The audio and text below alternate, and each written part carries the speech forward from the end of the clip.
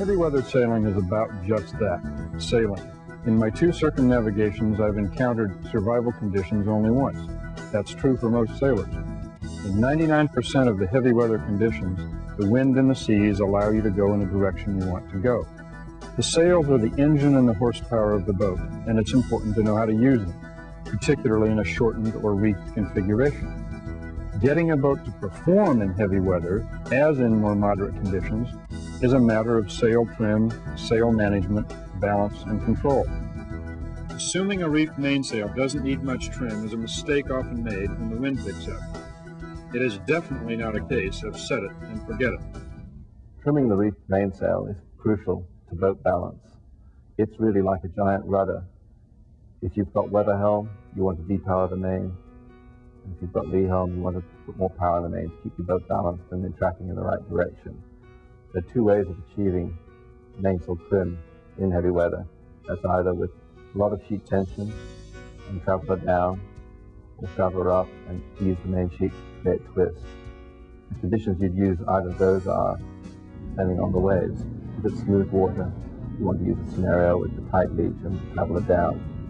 You are able to let the traveler down because in this kind of wind strength, a lot of rowing jib will have been rolled up, opening the slot and allowing it without backwinding the main.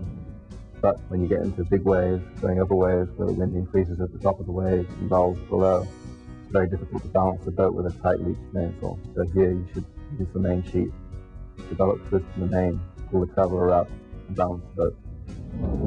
So to get this main trimmed properly, what we're going to need to do is pull some more main sheet on to get the leech tighter. The easiest way to pull more main sheet on is to lay your traveler down a little bit and then wind on your main.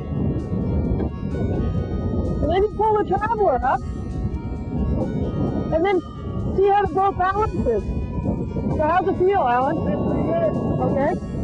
And then if everything feels all right, we might want a little more leech tension on to get the little less twist, because the boat seems to balance all right. And to get more leech tension and less twist, you pull the main sheet on a little more. Head sails provide the other half of the boat's horsepower, but these sails can be a real handful for a short-handed crew in a fresh breeze. In an effort to make life a little easier and safer, roller reefing headsail systems have been developed.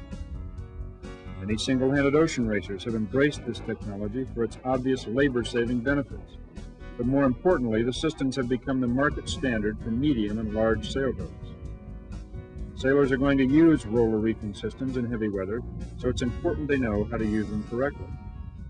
When you're talking about shortening head sails in heavy weather, it's important to make the distinction between a reefing system and a furling system.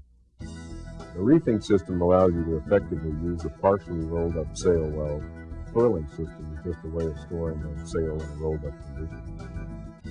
A true reefing system enhances the sail shape by taking some of the draft out of the center. This requires a robust system that won't twist and can take the loads of a reefed sail, and a system that incorporates an independent swivel at the head and the tack. These allow you to roll up the center of the sail before the ends are rolled up, thereby flattening the sail. In heavy weather, the main advantage for the crew is that they don't have to leave the cockpit. This prevents you from having to wrestle a jib and a rolling pitching deck. The other advantage is that, particularly for the short-handed crew, is that the stress and exhaustion of wrestling sails is greatly reduced. The design of a roller reefing system is really critical. These are mechanical systems, and they've got to operate under thousands of pounds of load. It's vital that you use one that is designed and built to work when the conditions are really difficult. It's also important to check the system just as you would your rigging. It's very important to tension the jib halyard just correctly in a roller reefing system. If you over-tension it puts extra load on the bearings and the system won't furl easily. If you under-tension it, you'll have wrinkles in the jib. It's also important to keep a little bit of tension on the sheet when furling to ensure you get a nice tight and neat wrap.